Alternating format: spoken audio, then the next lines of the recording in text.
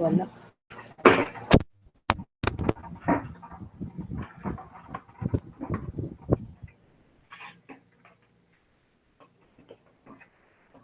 Okay.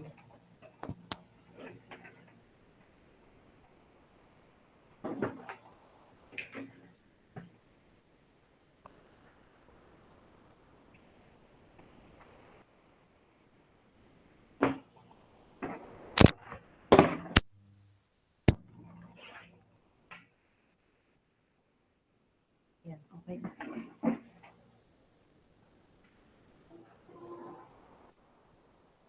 And share your screen daw.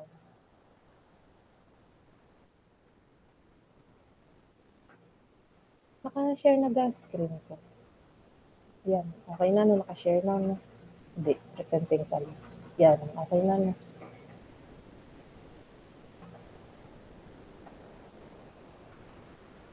Nagdalawa tuloy ang aking ano. Ba't dalawa? Inform nyo nga ako, last time ba, dun sa ating Port CPN, ang nabanggit ko ba, kapag dalawa yung ating predecessor, immediate predecessor, ang susundan natin is yung latest node. Ito to. So kapag dalawa, yung ating immediate predecessor, ang susundan natin is yung latest node. Yun ba ang sabi ko? Yes po, ma'am. Okay, sige. So, thank you for confirming. Ano kasi, baka mali yung nasabi ko last time. So, i-diretso natin. Last time tayo ay natapos dito kay flow diagram. So, after this module, i-discuss ko yung 5S. Ano? So, part siya ng ating magiging midterm exam.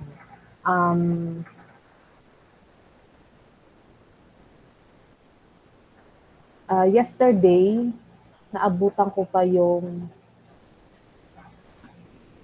first speaker natin. Although hindi ko siya tinapos.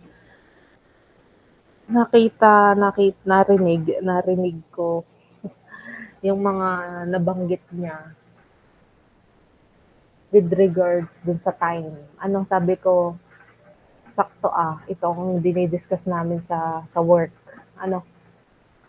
Sana ay nakaka-relate ka kung aming mga second year students ng nagda-WSN. So, yan, isa si Sir na living proof with regards sa kahalagahan nga naman ng time sa industry or sa company. Which is yun nga, before our midterm exam, meron lang akong i-advance na lab activity na related na kay time study. So, lahat na ng time ay doon na ang discussion natin. Kaya ko siya i-advance kasi upon planning yesterday, parang 2 weeks yung mawawala sa amin with regard sa capstone defense at saka sa FS1 defense. Although wala akong hawak ngayon na papanelan, hindi ko masabi na may magagamit tayong classroom dahil sila naman yung may defense. Doon sa capstone. Pag FS1 matik, wala talaga ako doon. So, magaling na tayo ay advance kaysa nahirapan tayo sa corridor. Okay. So, balik tayo dito. Continuation ng module 3. Please inform me pala sa messenger kapag ako ay choppy na at hindi niya na maunawaan or nawala. Kasi hindi ko na hinugot yung LAN ng telepono at baka ako mapagalitan. Parang nakadalawang punta dito yung nag-check ng telepono last time. Baka kaya chinecheck, hindi nga matawagan to. So, baka naman kaya na wala akong kaagaw dito nang walang LAN. Okay? So, man-machine chart.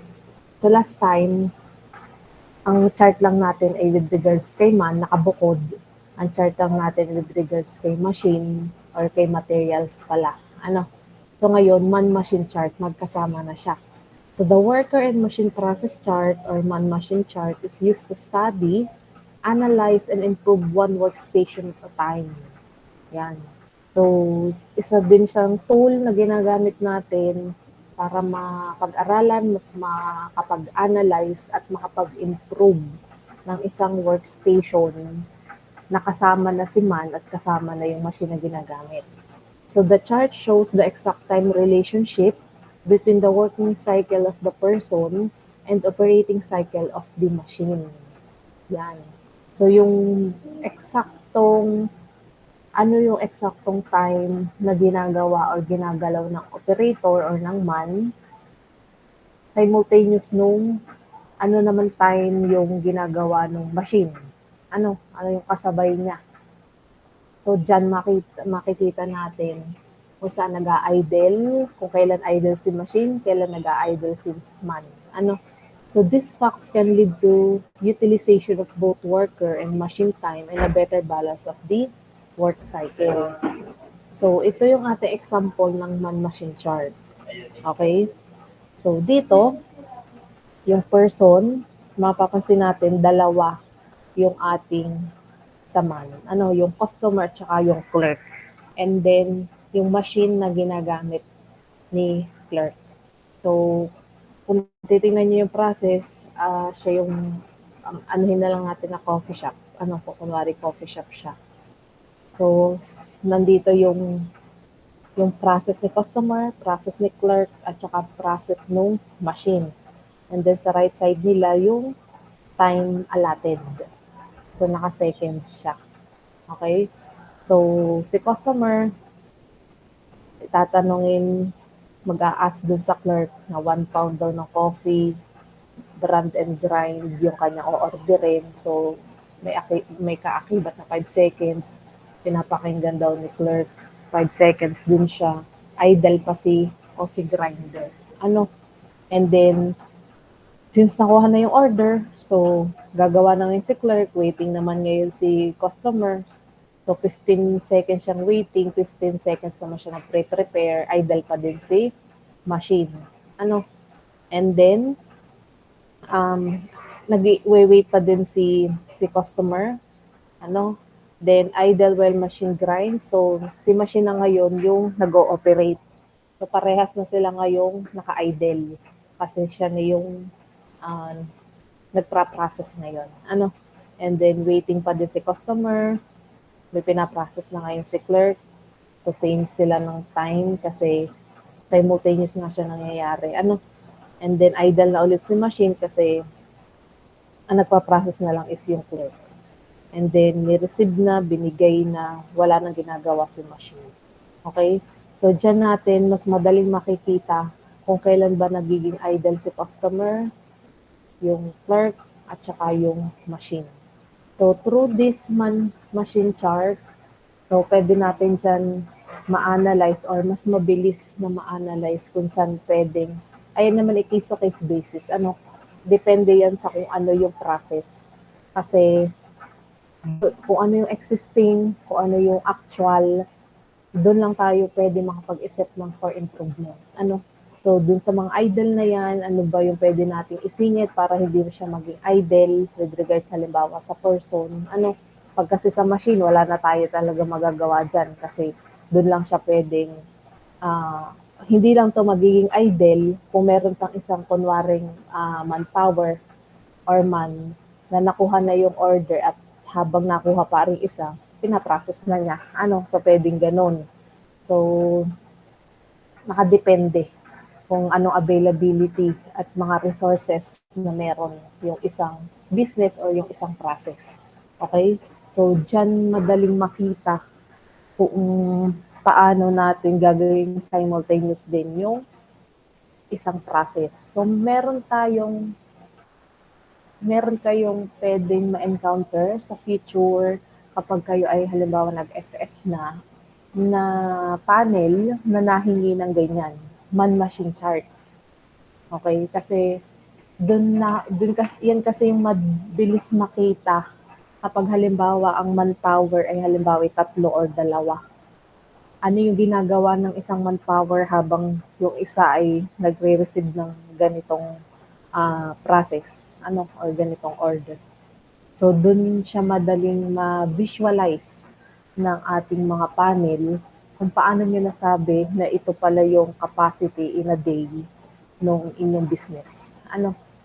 Kasi kung i-write up lang siya, naka-paragraph form lang siya, so mahirap siyang makita, o ma-visualize ng ating mga reader.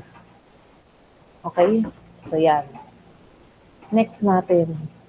So, ito naman, same din siya. Ang pinagkaiba na lang is yung format. Yung format. So, wala namang maalin dyan pwede nyong gamitin. So, syempre, pag nag-FS na kung ano yung reference nung nakita nyo sa mga dating hardbound. So, yun yung pwede nyo din gawin kasi yun na yung nakasanayan. So, parang ang malimit ko atang makita is nakaganito. Not na ganito yung format. So, ang pinakaiba lang naman niya, nandito yung elements or nandito yung process. Tapos, nandito na sa right lahat nung time. Time ng operator, time ng dalawang machine. So, meron din, may nakalagay nga lang na unloading, loading. Although ito din yung pinaka-process ng machine. Sa bagay, kasi ito kasi specific sa pang-operator. Ari kasi ito lang yung talagang function ni machine. Kasi hindi naman siya yung kagaya nung sa operator na ganitong detailed. Ito pag niload mo lang, in-unload yun na talaga, then pinarases lang. So yan, dyan makikita din natin kung kailan idle si machine. So punta naman tayo dito kay gang process chart. Ano naman to si gang process chart? So the basic purpose of the chart is to analyze the activities of the group and then compose the group so as to reduce to a minimum all waiting time and delays. So a Gantt process chart is used when several workers operate one machine. So ginagamit daw ito kapag madaming operators in a machine. So possible din talaga yun. Kunwari sa laki ganong machine, hindi kaya ng isang operator lang nag-ooperate. So, ang sa plant visit namin, para na nakakita ko ng ganyan isa gardenia. Kasi halos lahat talaga machine siya, automated na siya. So, hindi lang isang operator nga. Pero hanggang dalawa lang yung nakikita ko. So the chart helps in exploring the possibility of reducing both the operator time and the idle machine time. To show one machine, many workers identify idle time for each. They arrange tasks between workers to reduce idle time. So ito, yung isang example natin ng Gantt process chart. So yan daw yung present method. So pinapakita lang dyan. Similar siya doon sa ating man machine. Ang pinagkaiba nga lang ay napakadaming operator. Napakadaming operator. So yung machine, nandito yung process or yung operation, then nandyan yung time. And then, ito yung ginagawa naman ng other operators. Okay, so nakalagay din dyan, or makikita din dyan kung kailan nag-a-idle yung isang operator. Okay? Tinotal lang dun sa baba kung ilang seconds. Naka-seconds ba to?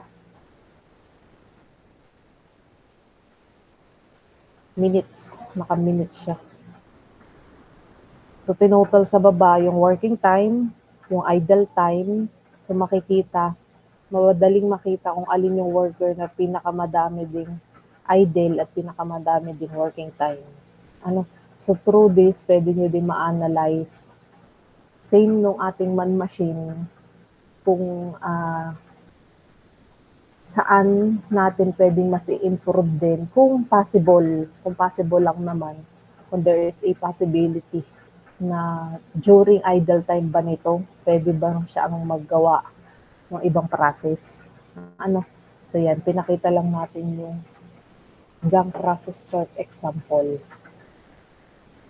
So punta naman tayo ngayon kay synchronous servicing. Okay, so dito may computation na tayong gagawin. Okay, synchronous servicing. So operations usually done by machine. So take a predictable amount of time so the operator servicing actions can be synchronized with the machine cycle time. Okay? So, dito kay synchronous, pinagkaiba niya, sige, banggitin ko muna itong si random. Ano? So, random servicing or asynchronous operation occurrences happen with some unpredictability. So, yun yung example natin, machine breakage, field service calls, etc., call center, yan. So, dito kasi kay synchronous, may ano siya, meron siyang parang designated time talaga kung kailan mo operate, kailan mo pa-process, or kung ano yung exact time. Ano na gagamitin, na yun yung time niya. Dito kay random, hindi natin alam kung kailan mangyayari na mapara-process siya, kailan mag-o-occur yung ganito-ganyan, yung machine breakdown, okay, kailan may tatawag para magkaroon tayo ng gawain, halimbawa doon sa call center. So, magandang example na nga nitong si random servicing is call center. Ano? Bakit? Di ba hindi naman natin alam na sa 9 o'clock may tatawag. So kung kailan lang may tumawag, doon lang magiging busy yung phone. Doon lang tayo may gagawin. Ano? So yun yung random. Kapag sa synchronous naman, so from the start ng kung kailan yung start ng trabaho mo or kailan mo pipindutin halimbawa yung machine, yun talaga yung pagpro-process niya. Ano? Synchronize siya. Yung isa ay asynchronous. So dito sa synchronous servicing, dito muna tayo sa synchronous, meron tayong number of machine assignment. Okay? So, this formula, wait lang, magpe-pen lang ako.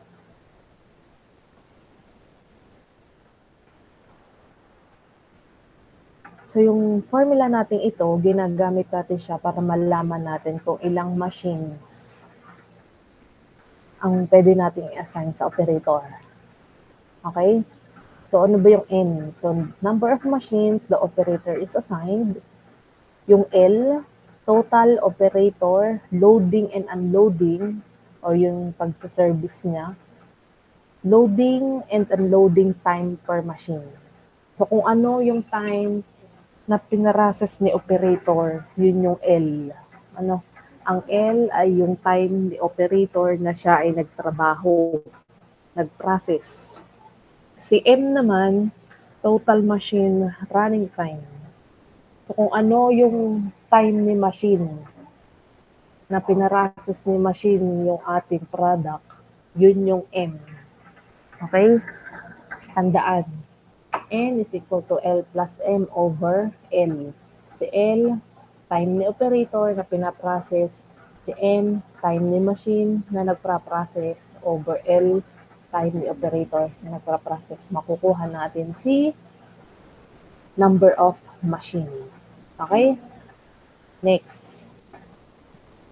So, the number of machines an operator can be assigned. So, halimbawa,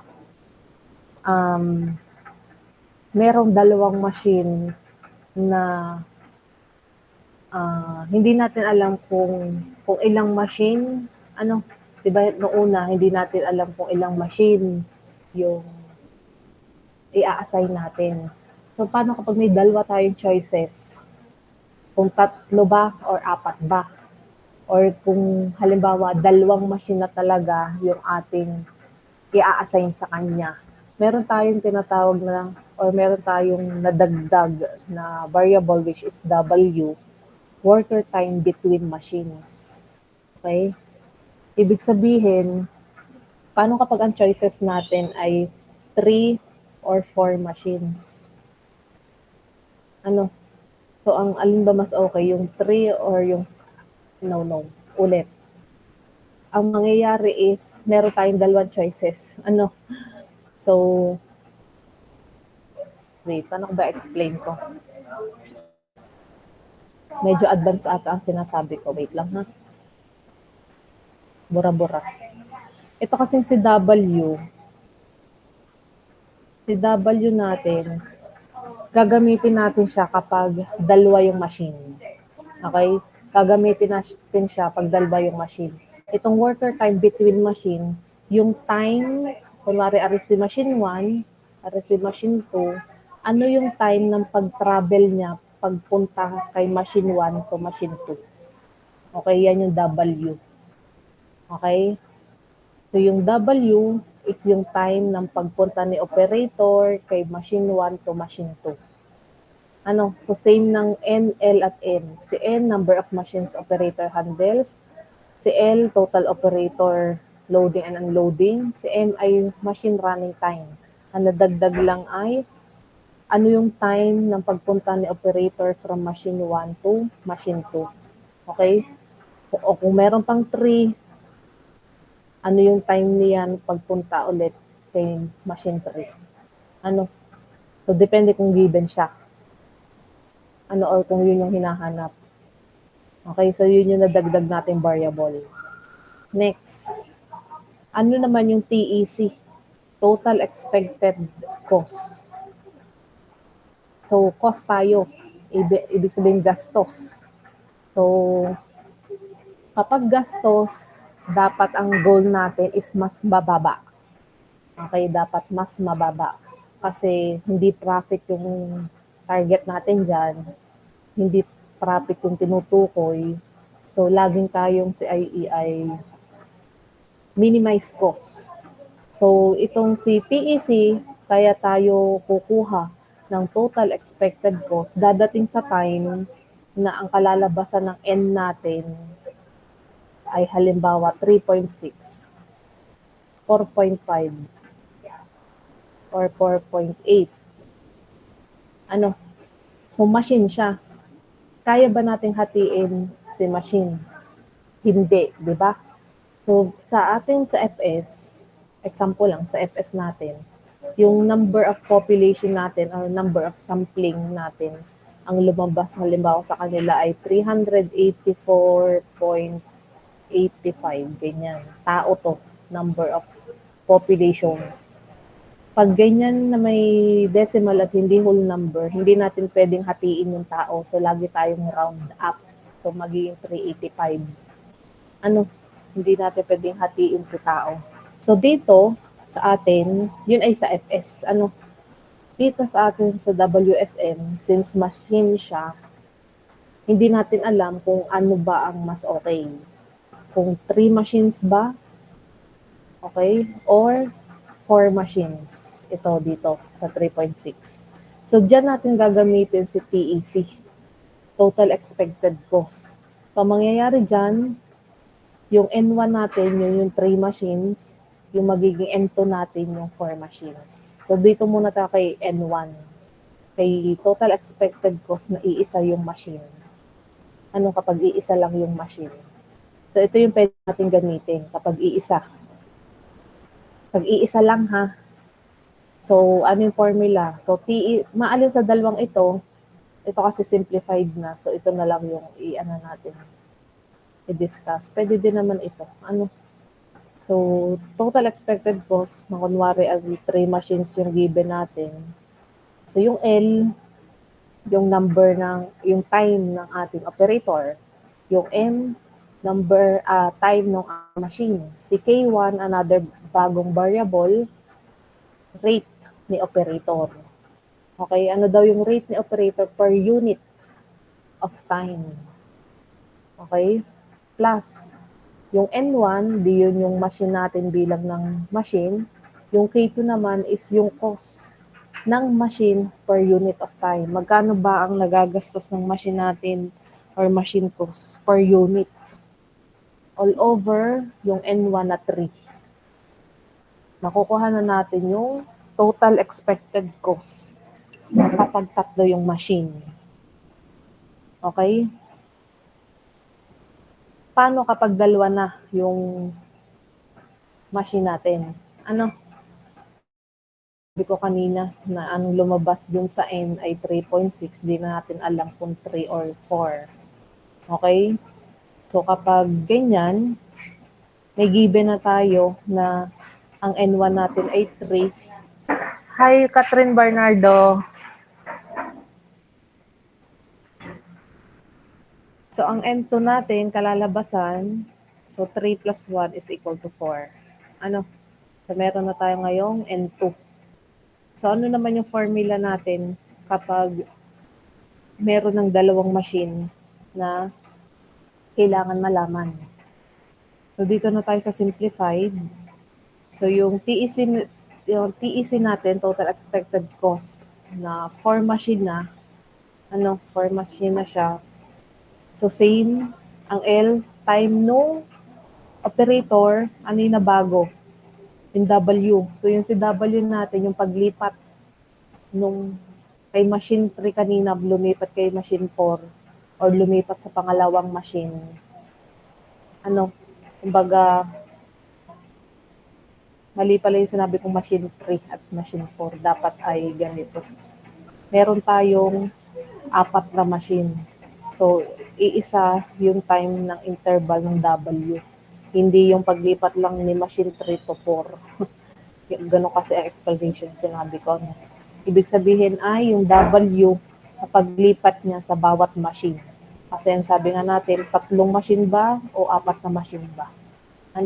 So, ito yung W na tinatawag. And then, K1, rate nung operator, plus rate nung machine, tapos yung 4 na machine. Okay? So, example tayo. I-try natin. Pero synchronous muna. Synchronous muna. So kapag synchronous, madali-dali siya. Okay? So, assume a total cycle time. So, ang total cycle time daw of 4 minutes to produce a product. Para daw makapag-produce ng product, ang kanyang total cycle time or operation time ay 4 minutes. As measured from the start of the unloading of the previously completed product to the end of the machine cycle time. So from operating, from unloading to from loading to unloading, hanggang makomplete yung product kasama yung machine, 4 minutes daw yon. So operator servicing, which includes both the unloading of the completed product and the unloading of the raw materials, is 1 minute. So yung operator servicing daw ay 1 minute. Ibig sabihin, ang L natin ay 1 minute. Time ni operator. While the cycle time of the automatic machine cycle is 3 minutes. So yung machine time daw natin ay 3 minutes. How many machines are to be assigned to the operator for this synchronous servicing? So, hinahanap natin ay N. Ang hinahanap natin ay N. So, para makuha si N, sabi natin, L plus M over N.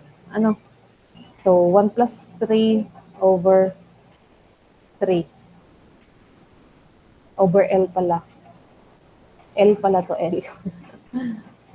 So, ang L natin ay 1 plus 3 over 1. So, 1 plus 3, 4 over 1, 4 machines. Kung mapapansin nyo, kakaiba to kasi mali yung nasa lecture nila before, kinokorrect lang natin. Sa 4 machines. Okay, so 4 machines yung kailangan. Next. So, it takes an operator 1 minute to service a machine. Yan. So, kailangan daw ng 1 minute para ma-process yung machine. So, ang ating L is 1 minute. And 0.1 minute to walk to the next machine. So, ang W natin is 0.1 minutes.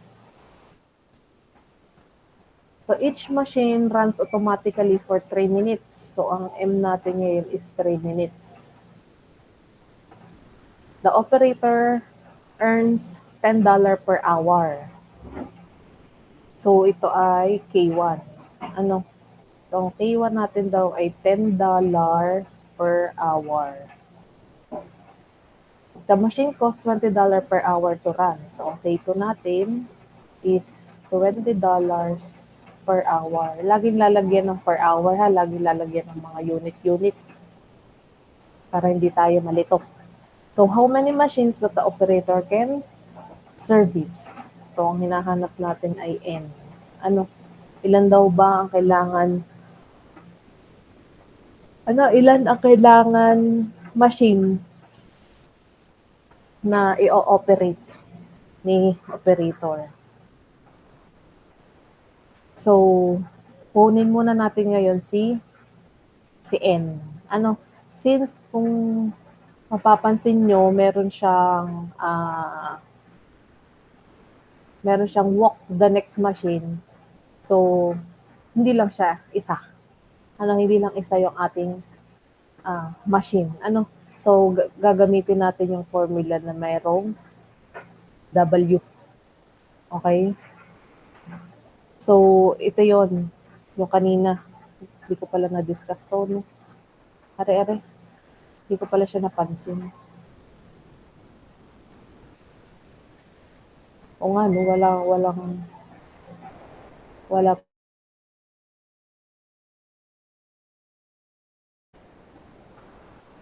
Actually, hindi ko alam kung tama ba na ito ay less than or equal o dapat equal lang. Kasi pag less than or equal, para mo na din sinabi na, ewan ko ba, yung lecture na ito, para mo na din sinabi na laging yung magiging N ay less than sa kalalabasan nito. Hinahanap nga natin yung N. Kaya dapat ay equal hindi less than. Okay, so kapag napansin nyo nga na dalawa o tatlo or meron siyang W na walking distance papunta sa kabila, ito yung gagamitin natin formula. So N is equal to L plus M over L plus W. Ito yung nadagdag. Okay, so hindi ko lang nabanggit kanina. So kukunin natin ngayon si N. So L, which is yung 1 minute natin, yung M, 3 minutes, tawag doon, CMI, machine time, all over L, operator time, which is 1 minute, plus yung walking time nila from one machine to another is 0.1. So, meron tayong kalalabasan na 3.6. Okay? So, yung kanina kong example na meron tayong hindi whole number. So, hindi natin alam kung 3 ba ang mas okay or 4 machines ba ang mas okay. So, meron tayong kunwaring N1 is equal to 3. Kung 3 muna? Kung 3 muna ang ating iuuna. So, para makuha natin kung ano yung mas okay na machine, kukunin natin yung total expected cost. Kapag 3 muna yung ating machine na i-assign, ano yung magiging cost niya? So, ito yung formula natin. L plus M times K1 plus N1 times K2 over N1. So, pag sinubstitute natin, 1 minute plus 3 minutes, yung K1 natin, rate ng operator, $10 per hour, plus nauna lang itong si K2, so $20 per hour times yung 3 na machine natin. All over 3 units or machine, pwede. Kung mapapansin nyo, minutes, hour. Okay? So, i-convert natin siya into itong minutes natin, i-convert natin into hour. Kaya natin siya i-divide kay 60 minutes. Okay? So, sinimplify muna natin. So, 4 minutes to. And then, so, 20 times 3 is 60 plus 10 is 70. So, $70 per hour. Ito na to. All over 3 units. So, i-divide natin siya kay 60 minutes para ma-convert natin. Kung ano man yung kinalabasan, kung ano yung kinalabasan nito, yung 4 times 70, i-divide natin kay 60 minutes kasi naka-minutes siya. Ay, hindi pala pwedeng itong dalawa. Wait, bura-bura. Saan ang bura? Ayun.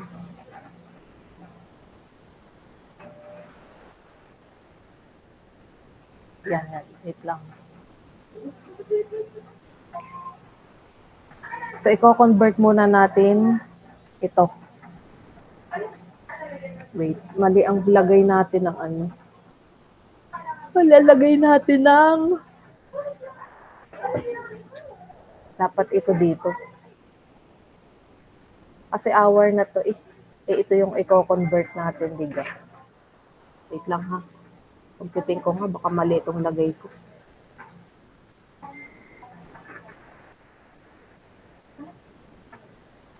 Or divided by 60 times 70 divided by 3. Oo nga. Dapat ay itong 70 na andito. Kasi ang i-convert lang natin ay ito into hour. Yan. Tapos ito yung 70.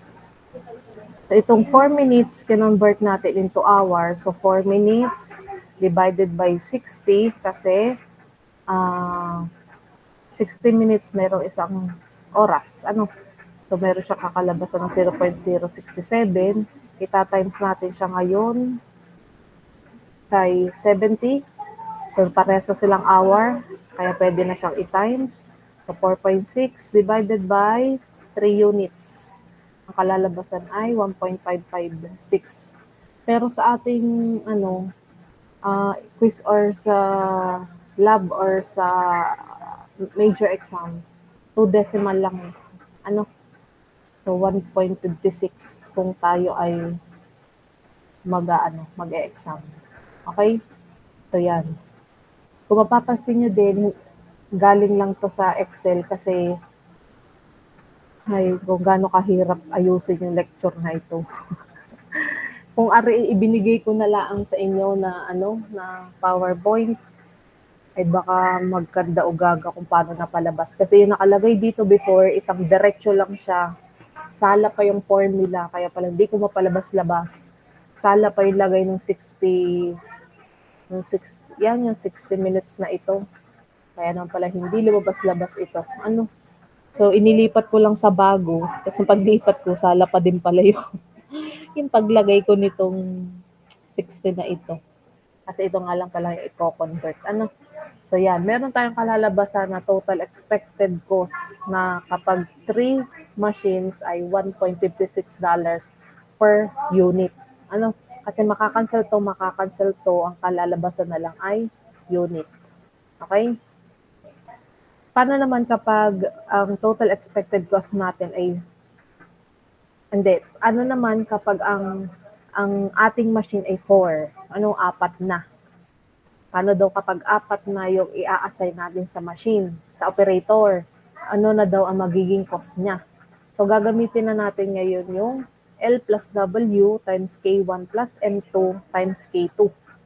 So same 1 minute operator time, 0.10 yung paglipat sa kabilang machine, K1 rate ng operator, N2 number ng machine, and then K2 rate ng machine. Okay? Excuse me. So para makuha natin, kinonvert lang din into hours itong ating L plus W. Makukuha na natin ngayon itong si $1.65 per unit. So therefore, choose 3 machines kasi yung kanina nating TEC ay $1.5. Yung TEC 3. So dahil sabi nga natin, ang cost niya ay mas mababa dapat. So dito tayo sa mas mababa ang maiibigay na gastos. So laging merong sa dulo na kapag ang tanong ay how many machines, blah, blah, blah, meron lagi kayong sentence or conclusion sa baba. Hindi lang basta palalabasin itong mga ito. Laging meron kayong magiging conclusion na therefore, the business must assign 3 machines for the operator. Because it has a TEC, lower TEC of $1.5 per unit. Yan. Okay, so naunawaan ba yung ating example? Okay, so naunawaan naman. Any question? May question ba bago tayo mag-proceed sa next? Wala naman. Okay naman. Sige. Punta naman tayo ngayon kay random servicing. Okay, so kanina tapos na tayo kay synchronous, ito kay random naman. So this method applies when you have one person handling several machines. So isang person, madami daw siyang machines din na hinahandle. So do not run for a set length of time, need servicing at irregular intervals. So yung pagsaserve niya, irregular pa, tapos hindi din siya nagraran na meron siyang nakaset na yun talaga yung time niya lang. Hindi kagaya ng kanina na napraprocess ng 4 minutes, napraprocess ng 3 minutes. Ito, pwedeng lumampas ng 5, pwedeng lumampas ng 6. Then ito, hindi natin alam kung kailan magkakaroon ng interval. So yung example nga niyan, machine repair, so machine break at random times, call center, calls come in at random times. Okay? So sa random servicing approach, the proportion of time fee that a machine is up or down can be estimated through a time study or a work sampling study. So meron tayong bagong variable na Q, which is ito yung probability of runtime. So ito daw yung probability na ito yung nagpa-process yung machine. Ginagamit yung machine. Nagraran yung machine. So formula niya is Q is equal to 1 minus P. Ano naman yung P? So si P naman, the probability that M out of N total machines are down. Ibig sabihin, ano daw yung probability or ito daw yung probability na down yung machine sa ganitong dami na total. So ano daw yung probability na down yung machine sa ganitong kadaming total ng machine. Halimbawa, 3 out of 4 ay down. Okay, ano daw probability na 3 machine ang down sa 4 na machine. So, yun yung P. Kapag may P na tayo, pwede natin makuha yung Q, 1 minus P. So, yung Q, yun yung probability na nagraran yung machine. Ito naman, probability na down yung machine sa ganitong dami nung total ng machine. So, ano yung ating formula para makuha yung P? Yung probability na ganitong kadami yung down sa machine na yun, sa total ng machine na yun.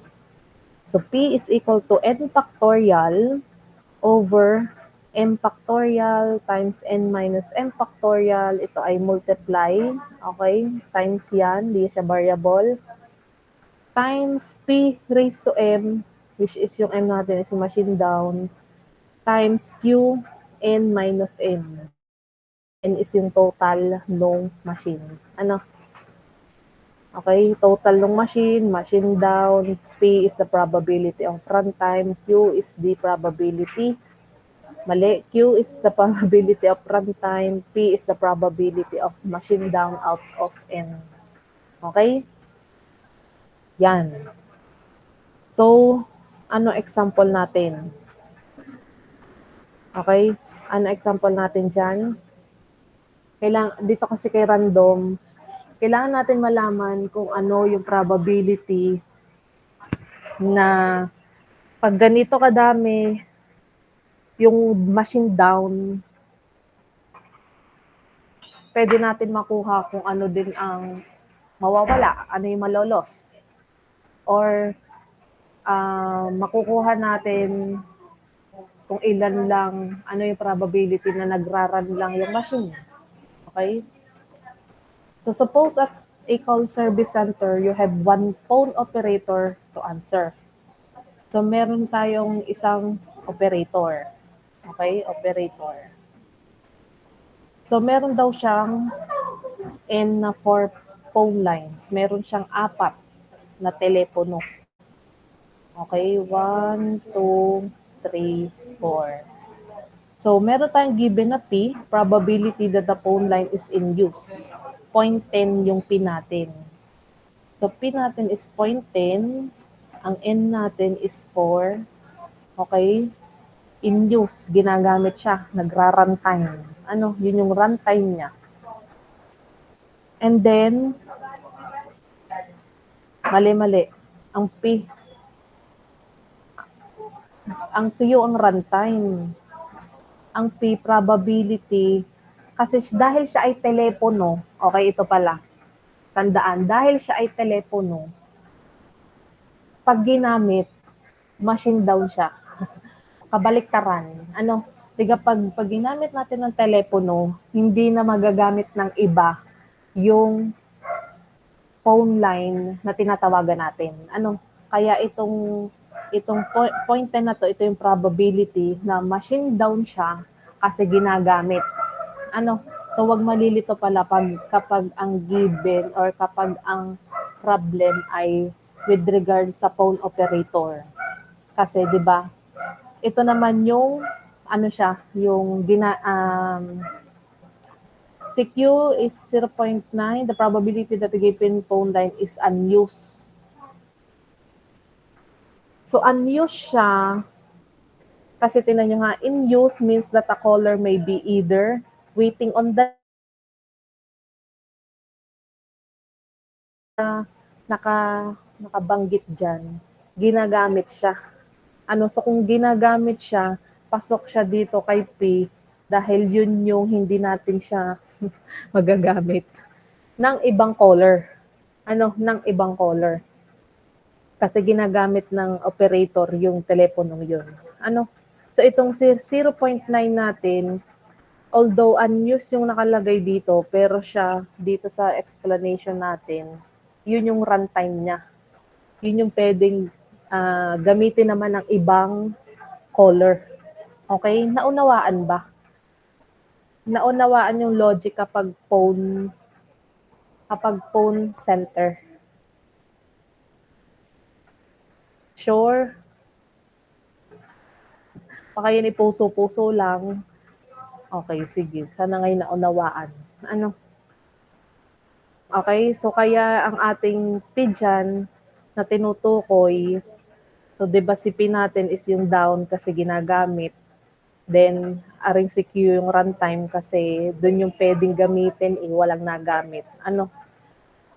Yan, okay? So meron na tayong P, meron na tayong Q na 0.9.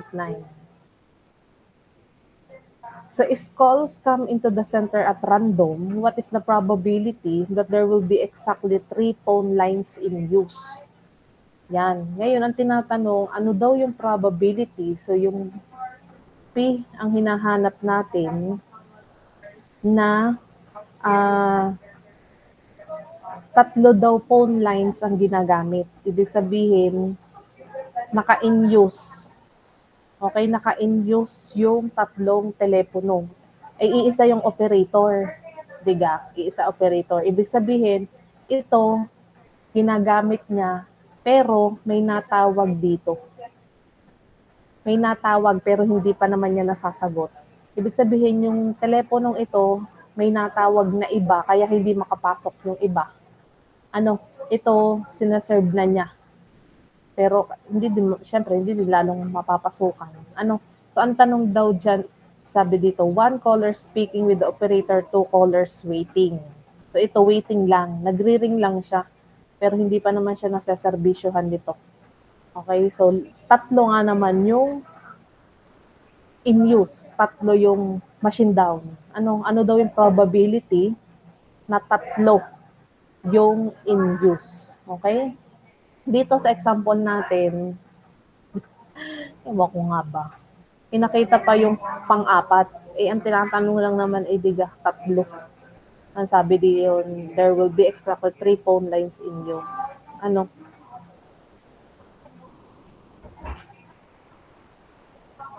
Siguro para lang makita din.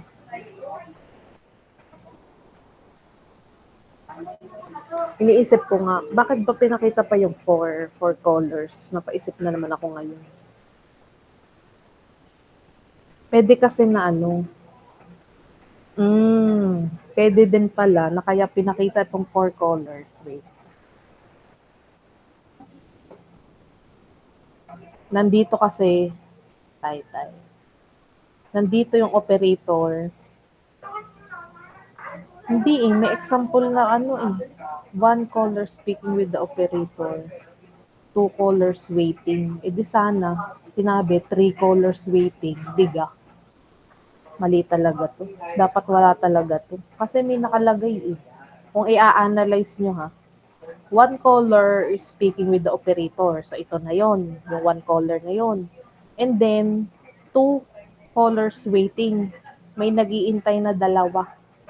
Doon sa tatlong pang operator, kunwari, bakit papakita pa natin yung 4 colors? So, baka gusto lang ipakita.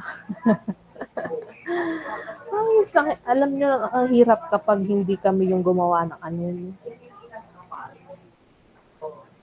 Hindi kami ang original writer. So, disregard na muna natin yan. Okay? So, ngayon, ang tanong natin dyan ay, ano daw yung probability na tatlo yung phone lines in use? Na yung isa daw caller ay nakikipag-usap sa operator at yung dalawa daw ay nag-iintay. So, una, kunin muna natin na kapag walang caller. Although pwede naman natin na i-diretso na dito, pinakita na din natin kapag yung probability ng iba. So, una, kunin natin, paano kapag no callers? Para lang makita nyo din yung concept. Kapag walang natawag. So, kapag walang natawag, yung ating formula, yan, n factorial over m factorial, n minus n. Yung n natin, 4 yung telepono, m natin ay 0. Okay? Bakit 0? Walang nagamit nung, tawag doon? Walang nagamit nung telepono. Diba pag phone line, kapag telephone yung atin, kapag unused, yun yung machine down natin. Okay? Times 4 minus m, 0 nga. Times 0.1, nakuha natin yung p kanina, raised to 0 dahil p to the m times 0.9 raised to n minus m, which is 4. So, meron tayong makukuha na probability when no callers na 0.66. And then, paano naman pag isa? 1 yung caller. Kapag 1 yung caller na yung natawag, so papalitan lang natin ngayon yung ating m ng 1.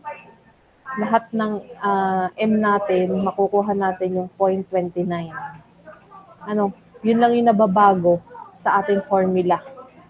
Kasi yun yung machine down or yun yung in use. So kapag 2 callers naman, kukuha natin yung 0.55 probability, and then ito na yung tinatanong kapag daw 3 callers na. Okay? So, papalitan lang ulit natin yung ating m ng 3. Meron na tayo yung makukuha na 0.0036 na probability. Okay? So, pinakita na nga lang din dito kapag 4 na yung tinatanong.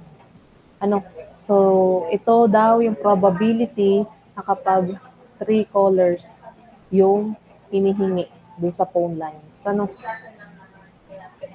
So, next natin example. So, a study reveals that a group of 3 semi-automatic machines assigned to one operator operates unattended 70% of the time. Ibig sabihin, yung operator daw, si operator, yan, 70% daw ng kanyang sabihin na nating trabaho, hindi niya na-attendan yung machine. Hindi niya na bibigyan ng atensyon. Operator service time at irregular intervals averages 30% of the time on these 3 machines. So, sinabi na kung ilan yung machine. 3. Yan. Meron tayong 3 machine. 30% daw na-attendan niya yung 3 machine. Okay? So what would be the estimated machine hours loss per 8-hour day because of lack of an operator? So ngayon, kung mapapansin nyo, iba na yung tinatanong. Machine hours lost in 8 hour per day. In a day? So ilan daw, gaano daw kadaming oras ang nawawala sa machine sa loob ng 8 oras isang araw. Kasi hindi nga niya ma-attendan, hindi sapat si operator para ma-attendan niya lahat ng machine. Kasi may nakalagay dyan na 70% daw unattended, 30% na na-attendan niya yung machine. So meron tayo ditong parang matrix or tabulated na computation para mas maunawaan natin. So, ang tanong natin kanina ay, what would be the estimated machine hours lost per 8 hour? So, kapag halimbawa, okay, kapag ang machine natin ay 0 yung down, okay, ano daw yung probability na may machine hours loss? Okay? 0, syempre. Bakit? Since wala naman nangyayaring machine down, 0 walang malolos. Ang tinatanong natin dito, gaano kadaming machine hours lost? Ano daw yung probability? Hindi pala probability na tinatanong. Ilan daw yung machine hours lost sa loob ng 8 oras? Ngayon, tingnan natin, ano ba yung mga probability para magkaroon ng machine loss? So kapag nagkaroon siya ng machine breakdown, ay ano ba yung probability na ang machine breakdown ay 0? So kukunin natin yung probability na ang machine down ay 0. So 0.343. 0.343 ang probability na magkakaroon ng machine down. Pero hindi naman tinatanong kanina kung anong probability na ang machine down ay 0. Ang tinatanong ay machine hours loss. Since, kunwari, nakuha na natin to, since wala namang breakdown, wala namang mawawala. Okay? Next, ano naman probability kapag yung machine na down ay 1? So, kung ito si operator, ito yung mga machine, ang sabi dyan, meron daw isang, nandito na tayo, meron daw isang machine breakdown. So, kung may isang machine breakdown, mapupuntahan ngayon ito ni operator. Ito yung probability na ang machine natin ay magkakaroon ng isang machine breakdown. So, dahil merong nag-breakdown na isa, mapupuntahan ngayon ni operator, dahil napuntahan niya, walang mawawalang machine hours loss. Kaya 0 pa din yung kalalabasan nito. Pero kinuha lang din natin, kailangan pa din kasi natin kunin yung probability na magkakaroon ng machine down kapag 1. Okay? So, paano naman kapag dalawa na yung machine na nag-down? So, kung dalawa na yung machine na nag-down, hindi mapupuntahan ni operator itong pangalawa. Kasi yung isa lang ang kaya niyang puntahan. Okay? Kung hindi niya mapupuntahan itong pangalawang nag-machine down, meron na tayong kalalabasan na machine hours loss. Kasi isa lang ang kaya niyang puntahan. So paano natin ito mapapalabas? Kukunin natin ang probability na dalawa yung machine down. So, kunin natin. So dito na tayo, hindi ko na to in-explain. Pero ang in-explain ko na lang is yung kanyang logic. Logic ba tawag doon? Yung pag-a-analyze natin kung bakit siya naging zero machine hours loss. So, yung ating formula kanina para makuha yung probability, so meron tayong tatlong machine, yung N natin. Yung M natin is yung breakdown, so which is 2 factorial times, ano nga itong nasa baba? N minus M. So na-minus na siya, kaya siya 1. So 3 minus 2. Raised to P, Q. Q to the M. Q to the M. P to the M. Ay, nako. P to the M. So yung probability na machine down. So ang P natin dyan, yan, nasa na tayo? Ang P natin dyan ay yung 30%. Okay? So 30%. And then, ang Q natin dyan is yung 70%. Okay? Yan. And then, pag sinode natin yan, meron tayong kalalabasan na 0.189. Yun na yung probability na ang ating machine down ay dalawa. Pag nakuha natin yung probability, itatimes natin yun sa 8 hours. Kasi sabi doon kanina, ano ba yung mawawala in 8 hours a day? So, 0.189 times 8, ito na yung machine hours loss. Kasi yan yung probability na dalawa yung magda-down. Kapag dalawa lang, So, meron na tayong munang 1.512. Paano naman kapag tatlo na yung machine down? So, nag-down ulit ito. Okay? So, hindi siya mapupuntahan kasi isa lang ulit ang mapupuntahan ni operator. O di, meron na ulit tayong machines are lost, itong dalawang machine. So, kukunin ulit natin yung probability niya.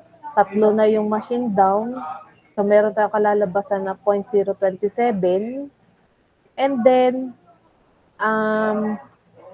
kaya siya naka-times 2. So, yung 0.027 times 2 kasi dalawa na yung machine na hindi niya maa-attendan. Okay? Ito yung number of machines na hindi niya mapupuntahan kasi isa lang yung kaya niyang puntahan. Ito kasi hindi na pinakita yung 1. Kasi yun yung hindi niya po mapupuntahan. Ito, dalawa na yung hindi niya mapupuntahan. Kaya naka-times 2 times 8, meron na tayong machine hours loss na 0.432. So, ipag-plus natin itong dalawang ito kasi yan yung mga probability na dalawang machine ang madadown, tatlong machine ang madadown. So, 1.512 plus 0.432 is equal to 1.94 hours are lost per day because of interference. So, meron tayo ngayong conclusion. Lagi kayong may conclusion kapag ganyan. So, ito yung ating magiging machine hours loss per day. Okay?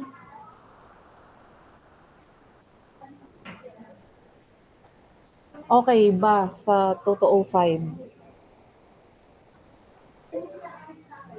Okay daw.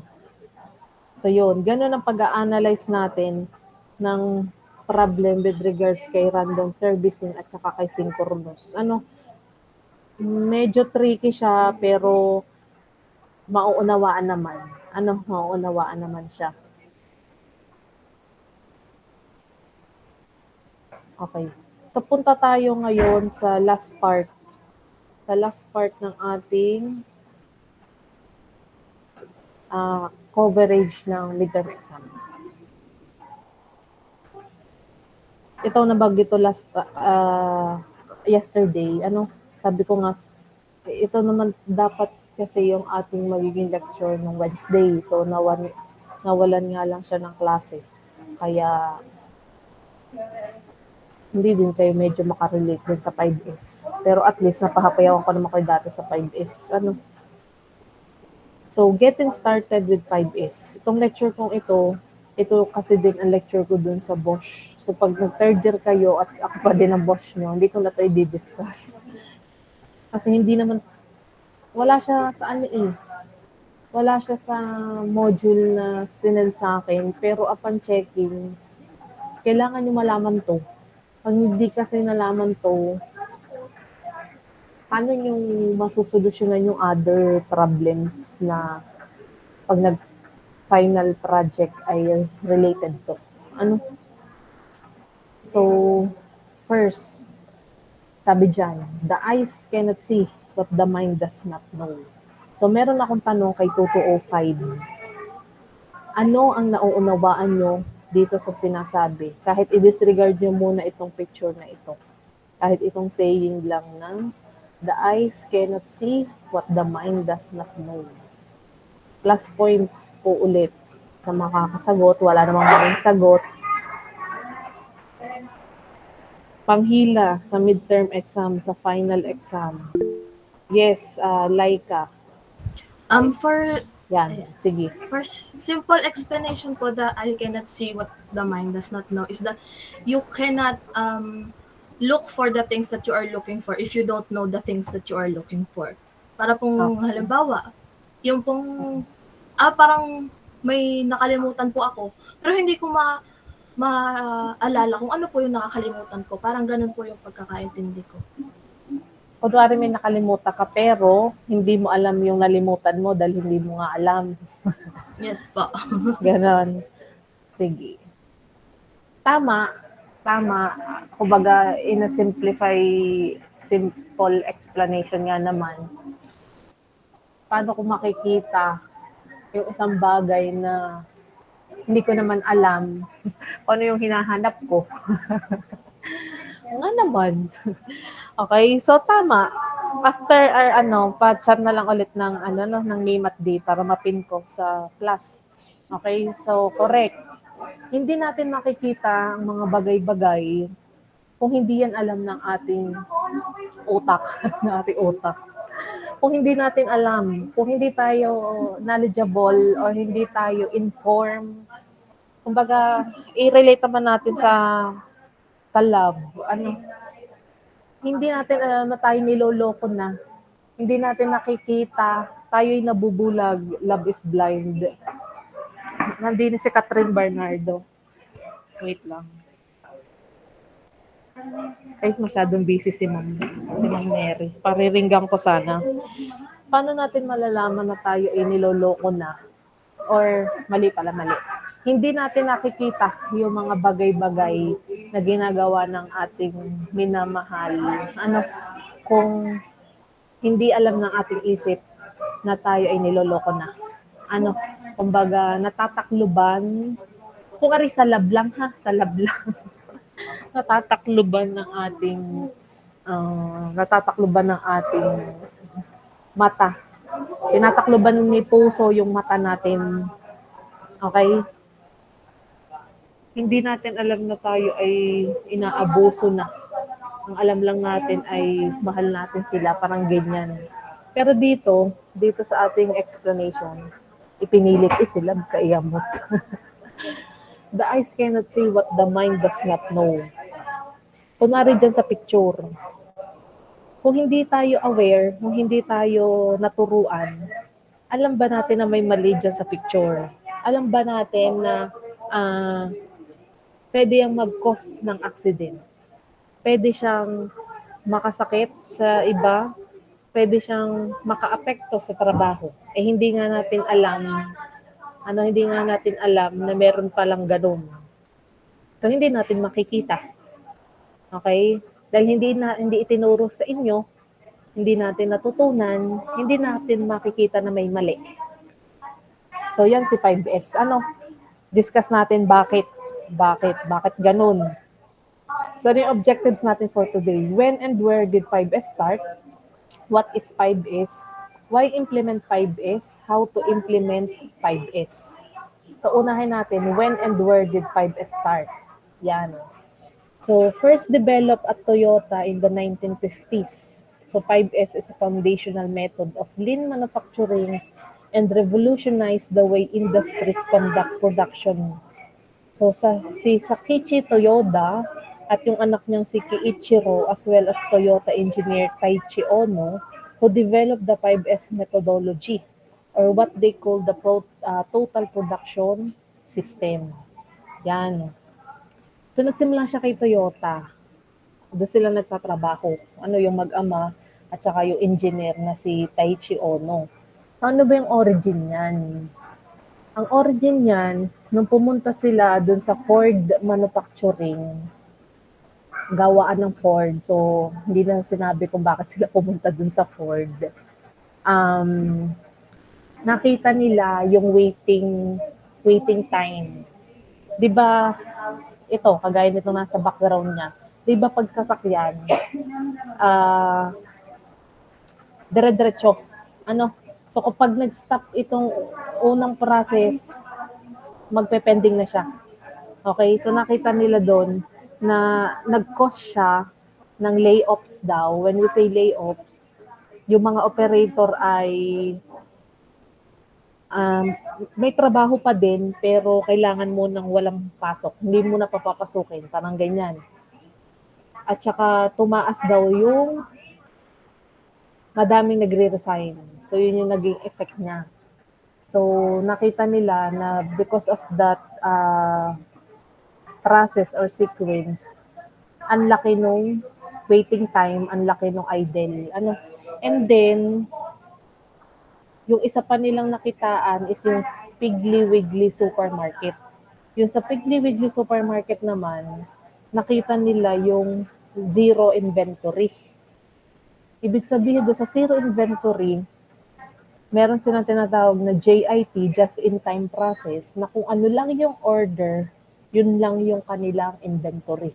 Ibig sabihin, walang natitira sa kanilang stocks, walang nasasayang sa kanila, kasi lahat ay kung ano lang yung binibili. So doon nila nakita ngayon yung concept, origin ni 5S na in-apply nila nga dyan sa Toyota, na in-improve na in-adapt na ng in-adapt, naging methodology na siya, naging tawag pa nga din sa kanya is total production system, okay? Yan. So yun yung origin ni 5S, na ina-adapt na ng lahat ng company. So what is 5S? So 5S is a system of visual management. Okay? Kaya siya visual management, visually makikita mo, minanage niya or inorganize niya or inayos niya yung mga bagay-bagay visually. Okay? So introduction to 5S. 5S is structured program to implement workplace organization and standardization. 5S represents 5 disciplines for maintaining a visual workplace. 5S is a foundation to Kaizen and Lean implementation. So the 5 stages or pillars ng 5S. Una, sort. Okay? From the Japanese phrase na seiri. Actually, ito nga may Tagalog version pa pero hindi ko na sinama. So sa English ay sort, sa Japanese ay seiri. Second is set in order, sa Japanese ay seiton. Next is shine, sa Japanese ay seiso. Fourth is standardize, sa Japanese ay seiketsu. Fifth ay sustain, sa Japanese ay shitsuke. Actually, 5S ang tawag natin, pero 5S pa naman talaga. Hindi, 5S ang tawag doon, ini-implement or kasi yun yung origin yun yung original. Pero may mga company na meron na daw 9S, 6S. Sa pagkakaalala ko, doon sa Greenbelt namin, hindi ko tanda kung 8S yung itinuro sa amin or 7S or 6S. Basta ang naalala ko lang na idinagdag nila dito kay 5S ay safety. Safety yung another term na dinagdag nila kay 5S. Pero 5S pa din ang tawag natin sa kanya. Dinagdagan na lang nila ng dinagdagan. So, unahin natin si sort. Si sort or si Sayri. Okay, yan ay sunod-sunod. Okay? Hindi pwedeng sustain muna, standardize. So, siya ay sunod-sunod. Sort muna tayo. Sort or Sayri. So, sort calls for a full assessment of materials, only keeping items essential to completing task. Yan yung kauna-unahan ngayong gagawin. Isosort muna natin. Aalamin muna natin kung ano yung kailangan mo, ano yung hindi mo kailangan, at baka meron pang isa pa na undecided ka. So, to start, first identify, then remove unnecessary items from work areas.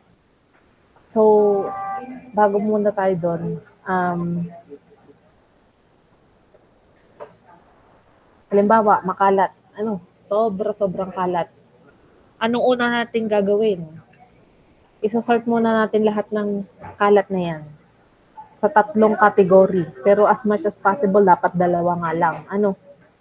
Una, kailangan pa ba natin? So, yun yung unang pagsosort. Pangalawa, alin dyan ang hindi na natin kailangan, i-remove na natin. Tatanggalin na natin, tatapon na natin.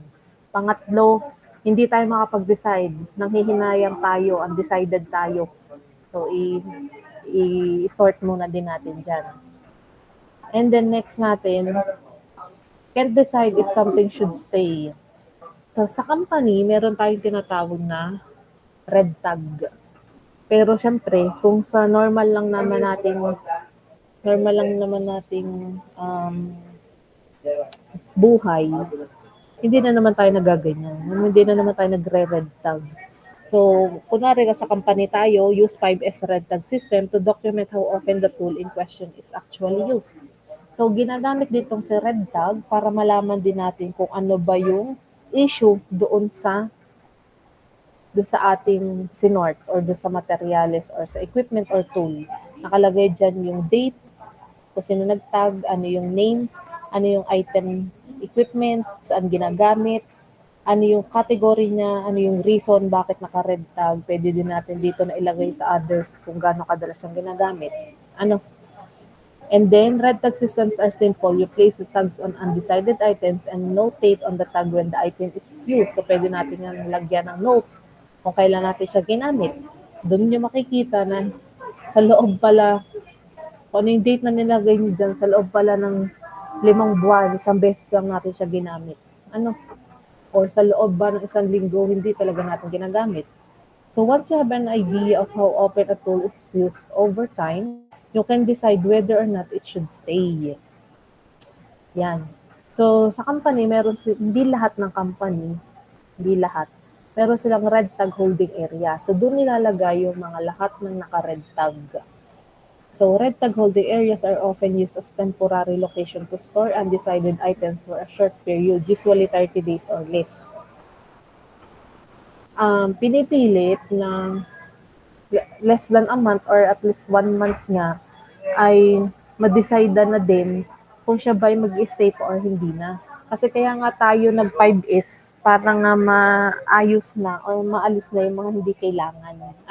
So dapat within a month or less, ma-decide na natin kung itugang mga red tag na ito ay wala na talaga. So once the sort stage is complete, your workplace will be free of unnecessary clutter and will immediately see improved productivity.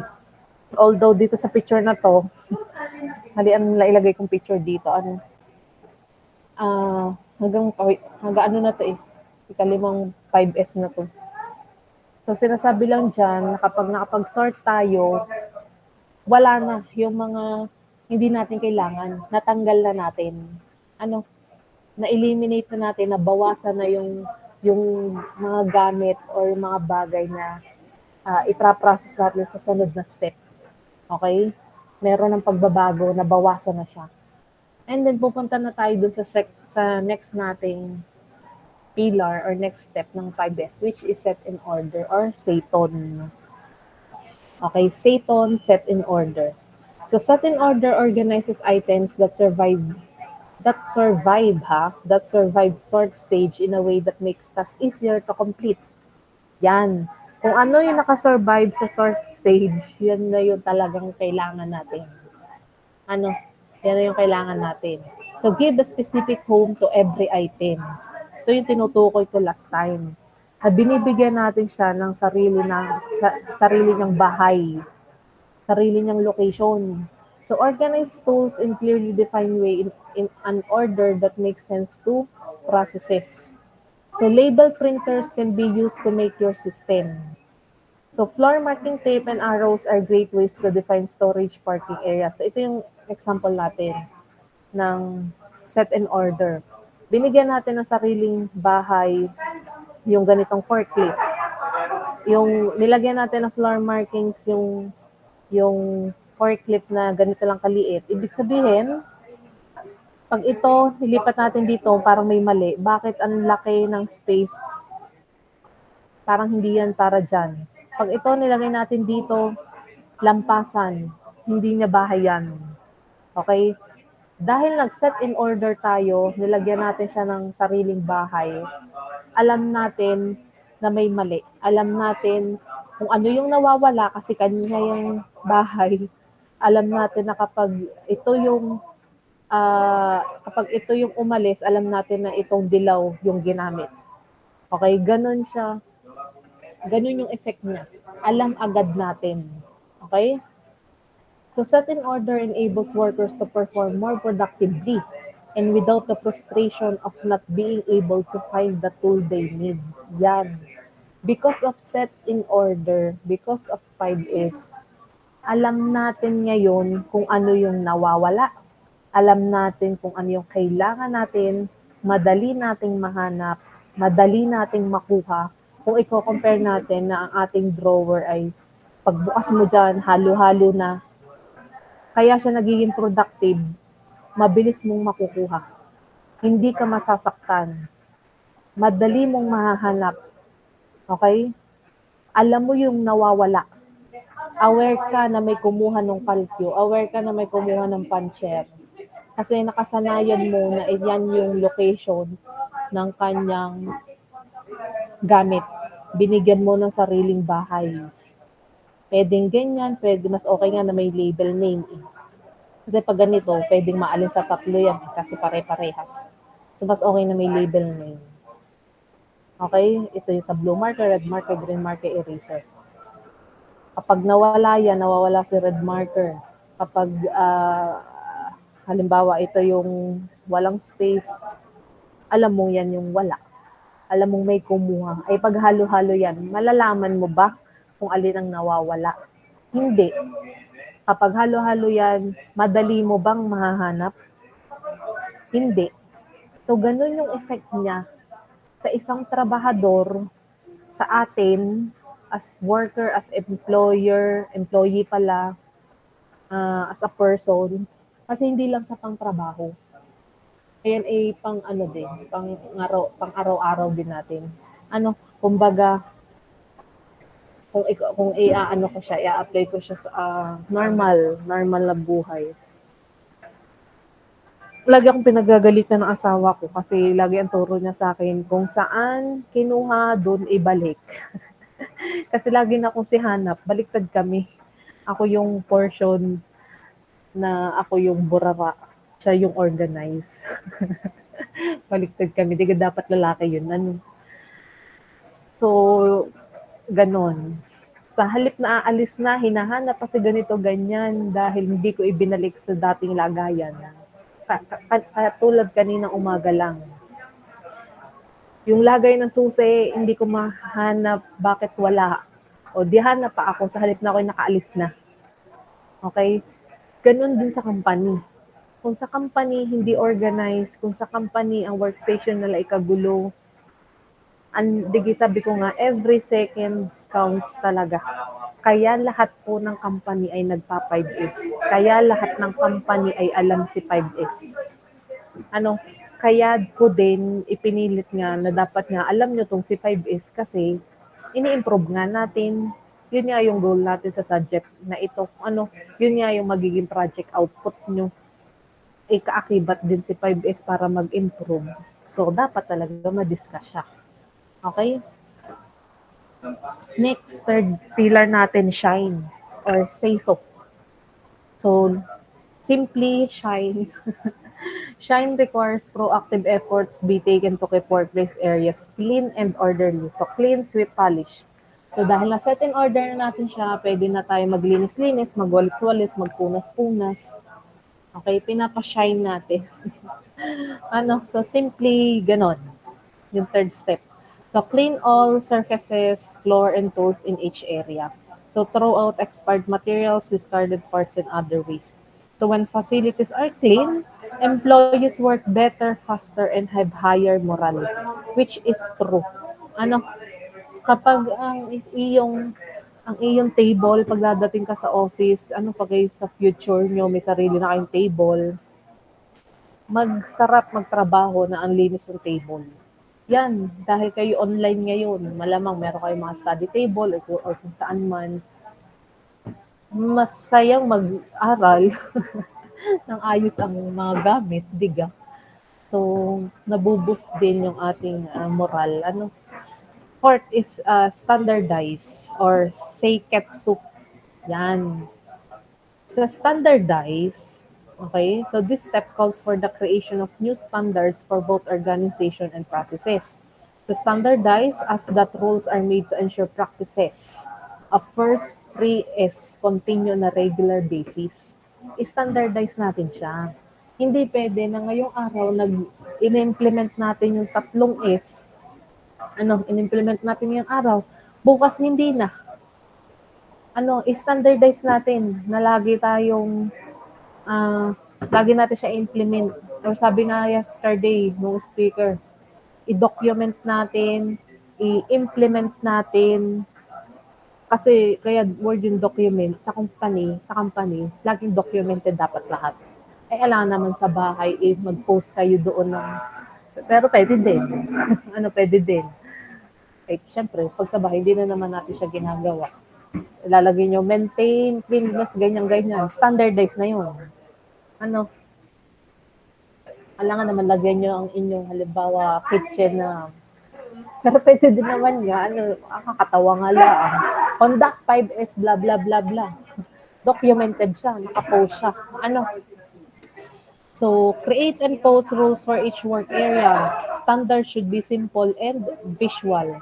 So, ito, create a red tag policy, well-labeled tool organization systems and cleaning checklist. So, pwede kayo magkaroon ng policy with regards sa red tag, merong mga cleaning checklist. Kaya kung mapapansin nyo, meron, halimbawa sa mga fast food, meron ako nakita na may checklist yung pinto ng CR.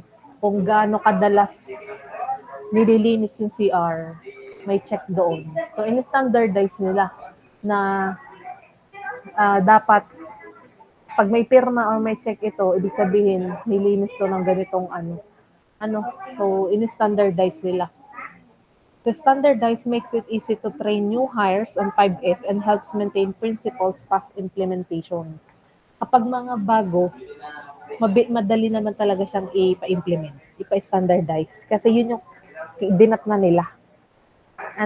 Kasi kapag ikaw ay luma dyan sa company, at yun yung nakasanayan mo, nahirapan yung mga yan. Pero kapag ikaw ay newly hired, at gano'n na yung standard na inabutan mo, madali yun. Yan.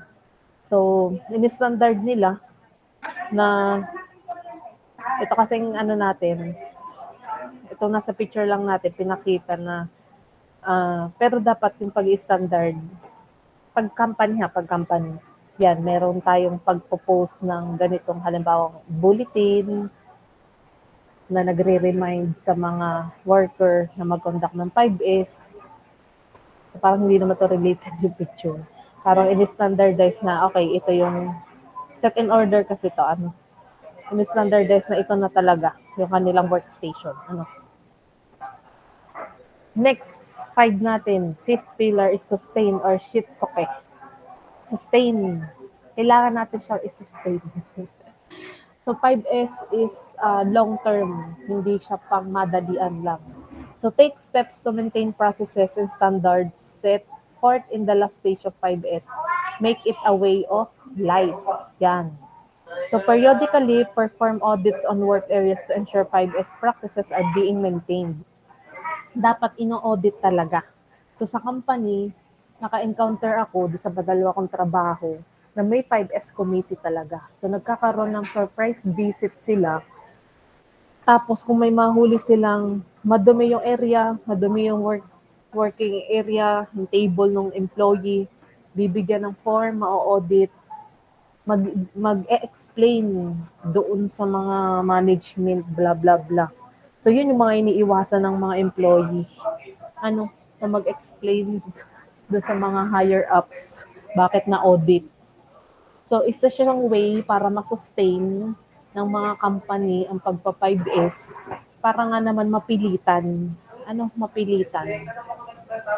So, 5S can revolutionize the way your business operates. Sustain ensures 5S is a long-term best practice rather than a brief experiment. Yan. So, long-term talaga siya. Hindi siya pwedeng pang mabilisan. So, why we need 5S? Bakit natin kailangan? So, you cannot be efficient. Kahapon, kung nakinig doon sa speaker, nalaman kung ano difference ni efficient at saka ni effective. So, you cannot detect abnormalities. Kagaya ng ating saying kanina. Malalaman nyo ba na may mali? Doon sa picture, alam nyo ba na mali na yung picture? So, hindi natin madidetect yung abnormalities. Or kung halimbawa sa working area, malalaman mo ba na yan ay pwede na mag-cause ng hazard? Malalaman mo ba na siya ay prone na sa accident? Okay? So, implementing a good 5S program will systematically remove unnecessary steps and equipment from production processes. So, ito, kaya nga siya dinidiscuss natin kasi tingnan niyo yung niya, yung pwede niyang maging effect. Sabi niya, matatanggal daw yung mga unnecessary steps. Di ba, discussion natin last time. Yung mga unwanted, mga non-value added actions. Yun yung mga inaalis natin. Si 5S, isa pala sa goal niya, sa role niya, or sa effect niya, is tinatanggal niya yung mga unnecessary steps and equipments. Okay, so connected talaga si 5S. Kailangan talaga natin si 5S. Improve workflow. Yan. Dahil inayos natin yung area, mas madali ngayon yung flow, mas nakakagalaw yung employee, mas smooth na yung production, dire-diretso na, wala nang mga hindrances. Okay? Establish better standards. So may existing standards, pero because of 5S, mas na-improve. Because of 5S, nadagdagan or na-standardize natin na ganito dapat pala ang ginagawa ng mga tao. And maximize efficiency and profit. The number one goal ng company. Mag-maximize ng profit dahil smooth na yung flow, dahil wala nang naa-aksidente, dahil mabilis na ang production, dahil ganado ang mga employee, tataas ang profit. Mama-maximize yung efficiency ng bawat isa. Okay? So yan, 5S helps to eliminate waste. Yung mga binanggit nating waste din dati.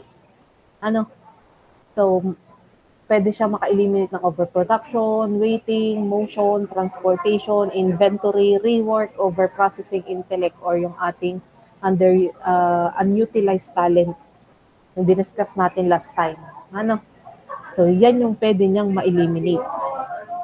So, ito, yung mga Japanese terms na ma-encounter nyo pagdating sa future, gemba or workplace, kaizen, improvement, muda, or waste. So, si 5S, si 5S, anong connection nito sa mga yan? So, ini-eliminate niya yung mga muda or waste sa ating gemba sa workplace by improving or by applying kaizen sa ating workplace. Or ini-improve natin o para maalis natin itong mga mudas or waste sa ating gemba. Okay? So when you don't do 5S, you will. So kapag daw hindi natin in-implement or ginawa rin si 5S, ano daw ang mangyayari? You will waste time. Wait lang. You will waste time. You will waste space. Okay? You will compromise quality. You will compromise equipment. Compromise safety. And you will hide problems. And last is, you will waste money. Okay? So, yan yung mga pwedeng mangyari kapag hindi tayo nag-conduct ng 5S. Pero kapag tayo ay nag-5S, okay, so you will save time. Madadagdagan na ang time natin. Mawawala na yung mga waste time na hindi naman dapat nga talaga ma-waste. You will conserve space, mas lalaki yung space natin. You will improve the quality, isa sa napakahalaga. Dapat ay improve yung quality. Preserve equipment, mas tatagal din ang buhay ng equipment nyo. Promote safety, mababawasan ang aksidente. Marireveal yung mga problema na dati nagtatago, iniintay laang na lumabas. And you will save money. Okay? You will save money. Kaya lahat ng company ay nagpa-5S dahil makakasave sila ng money. So ito, ilan lang sa example ko before nung ako'y labtech pa sa IE. Kasi yung projector namin dati, kahit sino lang pwedeng kumuha. Hindi ko naman siya mamomonitor dahil hindi naman ako laging nasa table ko. So, simple way lang para masolusyonan, nilagyan ko ng label. Before pa. Di pa ata to pandemic. Then, minsan hindi kasi naglalagbok nga. So, pinasasabit ko na lang dito yung ID para alam kung anong projector yung humiram at sino yung humiram. Ito naman, simple pero napakalaking tulong na in-implement ng mga sir nomer sa procurement. Nung napapunta siya sa procurement, wala pala silang ganitong system na magkakahiwalay yung purchase request ng ALOBS, purchase order ng conformi, urgent PRs. So because of this 5S, mas madali nila ngayon na identify kung alin yung mga documents na kailangan pa nila i-process. Hindi na ngayon mahirapan. Kung yan ay sama-sama, ang hirap malaman kung alin yung kailangan. So, simple pero ang laki ng effect sa trabaho. So, yan. Yung kanila, dito nilalagay yung mga pipirmahan. Ito pala ang pipirmahan. Ito yung document in, document out. Siguro, ito for signature pa lang, pag napirmahan, ilalagay dito sa out pala. Ito, hindi ko alam pala kung ano yung document in na tinutukoy nila dyan. Ito for out na dadalhin na sa ibang office. Okay? So, ganun yung effect. Ganun yung naging solution nila na mas mapapabilis ang kanilang trabaho. Ito naman, before, ang ating, di ba yung ating aring org room, ito kasing consultation room, ito yung aming faculty room before. Wala pa kami dun sa baba. Ngayon, check ko nga kung nandiyan pa kayo. Nandiyan pa kayo. Ito ng PowerPoint ko. Nung lab tech pa ako, pag binuksan ng bata yung pinto, nagiging gwardiya ako. Kasi ako yung tanungan ng mga bata ko, nandyan po ba si ma'am ganito? Nandyan po ba si sir ganito? Sabi ko, ano ga ako dito, gwardiya? So, naging solution ko dyan, dun sa labas ng org room, mayroong in at out para alam ng bata kung sino yung nasa loob at sino yung nasa labas. Ano yung problema? Hindi naman nasunod yung faculty. Hindi ina-update. So, hindi na namin na-implement yan. Kaya sa tunay, ang implementation din ng 5S ay dapat nagmumula sa management. Dapat sila ang nagsisimula. Kasi kung hindi sila ang magsisimula, sinong susunod? Kumbaga, hindi sila susundin kung hindi sa taas. Sino ga naman ako? Biga. Yan. So, ito, sample naman natin sa actual thesis ng mga bata. Before, ganyan yung kanilang, ang kanilang layout, ganyan yung itsura. So, nung in-implement nila yung isa sa solution, bukod sa floor layout, is pagpa 5S, kasi kaakibat si 5S sa improvement. So, ganyan na yung nangyari. May mga markings, may label. So, kung i-compare nyo dati, di ba, parang walang flow. Walang flow, walang sanitation, wala. Pero ngayon, alam mo na ito ay pang area dito, alam mo na ito yung lang yung dadaanan mo, alam mo na ito yung mga reject. Okay? So yan. Ang laki ng help. Yan. Okay. So, luminis lang naman. So, one is to conduct 5S online. So, hindi tayo laging lang, pwede tayo 5S yung mga laptop sa computer. So, clean your PC or laptop. So, pwede nga gawin nyo dyan, sa clean na sinasabi ko. So, pindutin nyo lang Windows R, ito, and then itatype percentage, temp, percentage, then okay. Tapos lalabas lahat ng folder na yan, Control-A lang din. So, mas pang mga yan na pwede nyo nang i-delete. Ito mga nalabas lang ganyan kasi open ako. Mas bibilis din ng iyong. So, lagi ko siyang ginagawa. Windows R, percentage, temp, percentage, tapos okay. Tapos i-delete ko lang lahat ng data na naandoon. So, para siyang pinipil.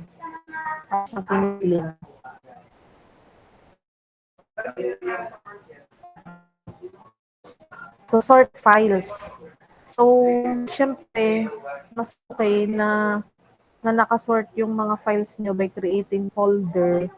So, kagaya ko, nakabuka-instructor, although hindi siya sort talaga na ayos kasi wala na akong time. Iba yung file ko, yung literal before, hindi ko na naayos.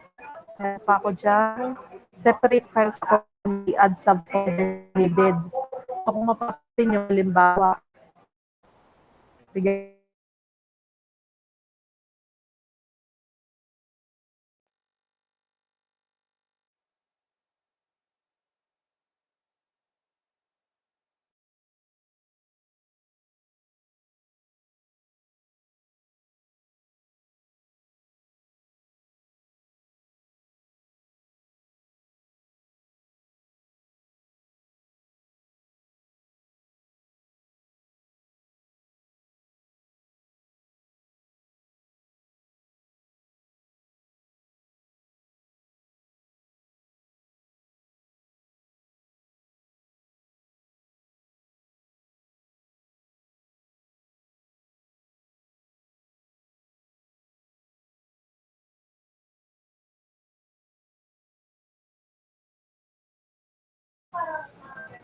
hello, sorry.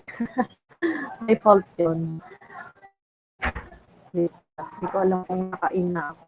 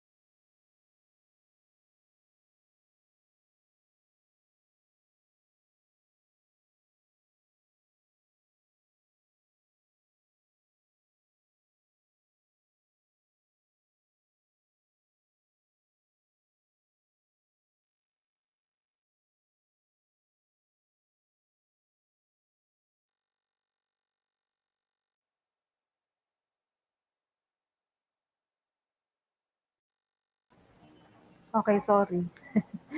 Mali ako ng pindot kanina. Pinindot ko agad yung drive ay nawala tuloy yung ating link. Hindi ko na ipapakita. Ang ipapakita ko lang sana, halimbawa, naka-folder kasi yung aking bawat academic year. Tapos sa bawat academic year, naka-folder pa yung first sem, second sem. Pag pinindot ko yung first sem, second sem, naka-subject. Kung anong subject. Pag pinindot ko yung subject, naka-categorize pa siya kung ang files niya ay pang midterm lang at pang finals lang. Pag pinindot ko yung midterm, nandun yung lab ng pang midterm, quiz ng pang midterm. So, ganun ka-organize. So, ano yung mahe-help na pag merong halimbawang iba na nagturo nung subject na yun, madali na niyang mauunawaan na yung mga files na yun ay para lang dito sa midterm at parang pang finals lang. So, ganun lang naman yun.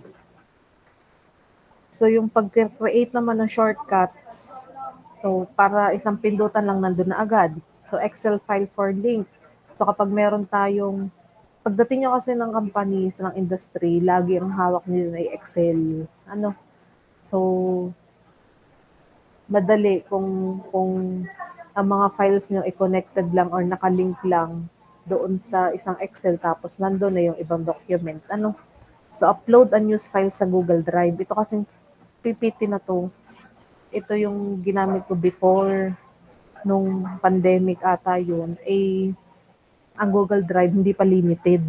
Unli pa ang nilalagay doon kung gaano bang kadaming files pwede.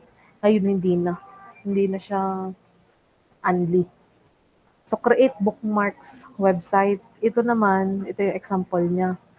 So, lagi akong kunwari, pag hindi ko tanda yung website, binobookmark ko na lang siya para next time, pipindutin ko na lang dito. Para hindi ko nahahanapin. Halimbawa, yung lagay namin ng DTR, monitoring ng third year FS. So, mabilis. Yung monitoring documents naman, hindi ko na napapakita. Example ko lang dito. Gumawa lang ako ng way kung paano ko malalaman ng mabilis kung nasa na yung document ko na pinarases. Halimbawa, nasa Dean's office, nasa kabilang office ba, madali ko siyang mahahanap. So because of 5S din, nagawa tayo ng way kung paano natin hindi pahihirapan ng buhay. Kung paano natin mas mapapadali at mapapabilis. So ganyan ang IE. Ganyan ang IE. Hindi tayo, ma-share ko lang to. Tayo ay pwede tayong ma-misunderstood ng iba. Excuse. Bakit? Sinanay kasi tayo as student na pag may nakita tayong mali, kailangan natin i-correct. Na kapag tayo laging nag-i-improve. Kumbaga, from first year pa lang hanggang fourth year, nakasanayan natin na gano'n. Yun yung ating naging forte, yun yung tinuturo namin sa inyo, yun yung gusto namin i-apply nyo. Kaya pagdating naman ng industry, kaya tayo may misunderstood kasi akala tayo pabida, akala tayo ay reklamador, akala tayo ay pa-Jollibee. Eh hindi nila alam, yun yung forte natin. Hindi nila alam na hindi natin maatim sa sarili natin na may mali na ginagawa pa. May mali na kayang-kaya naman nating i-improve. Ba't di natin papansinin? Ganon, biga. So, hindi nyo pa ako na-encounter, hindi nyo pa siguro ako mauunawaan as of now. Pero dadating at dadating kayo sa point ng ganyan. Halimbawa dito sa school, ang dami namin gusto i-improve, ang dami namin gustong ayusin. Sa sistema, sa management, pero sino kami? Wala kaming boses, wala kaming powers. Pag lumabang kami, baka kami ay mawalan ng trabaho. GL lang kami, hindi kami permanent. Kami ay mga contractual lang. So, akala kami ay reklamador pag nakita namin na ganito, ganyan. Wala nang malusutan. May hugot. May hugot naman. Okay, so deal with today's hazard before it becomes tomorrow's accident. Okay? So, tunay ito. I-deal natin ngayong araw yung hazard na yun, kung may makikita man tayo, kasi baka maging accident na siya bukas. So, 5S every day, and every day will be okay. Yakult. So, at least, as of now, alam nyo na, or nagka-idea kayo ngayon, kung ano yung importance ni 5S, ano yung nabibigay niya, ano yung naging effect niya sa isang company, sa industry, sa inyong pang-araw-araw. Masig sa pang-araw-araw talaga, malaking effect niya. Okay, so yan. Diyan natatapos ang ating lecture for midterm. Kung mapapansin nyo, madami pa yung weeks bago mag-midterm exam. Kasi March 18 ang alam kong midterm exam. Pero dahil nga tayo may lab pa tayo. Meron pa tayong isang gagawing lab para nasakop ng midterm, which is next week. So next week ay magdadala uli, as usual, bond paper 2. Long bond paper, magdadala ng long bond paper. Same pa din, lapis, ballpen, ruler. Individual, hindi siya per group. Okay, individual, hindi siya per group. And then,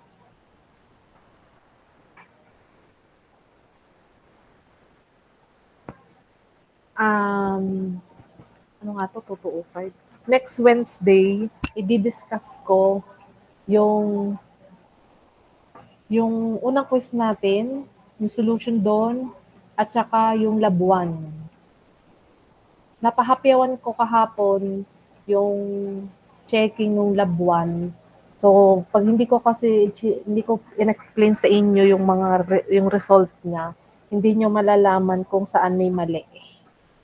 Yun ay possible gamitin nyo sa future, diga. So, tingnan natin kung tama yung pag-a-analyze nyo based dun sa case study. Okay? So, kailangan ko siyang i-discuss next week. And then, doon sa another week na online naman, baka may ipagawa lang ako doon. Tapos doon sa susunod pang odd week, yung last odd week, ay even week before midterm exam, yun naman yung ating advanced lab with regards sa time study. So pagpasensyahan nyo na kung ang mangyayari po sa atin ay una ang lab kesa explanation or kesa module. Kasi pag in-explain ko na siya, baka kayo yung maghalo-halo ay hindi pa siya part ng midterm. Okay? So hayaan na lang muna natin na mauna si lab kesa dun sa lecture. So, pili ko mas okay naman yun kaysa kayo maguluhan ng understanding pagdating ng exam. So, maglalab na laang kahit hindi pa nauunawaan ng ibang bagay. Pero at least na actual. Na actual. Okay, so any question? 2205 before we end our class. Wala. Can I have a confetti? Confetti. Turotot. Turotot nga dyan. Okay, yan. May paturotot ang 05. Okay, so sige. So thank you for attending and listening. 2205. See you next week. Bye-bye.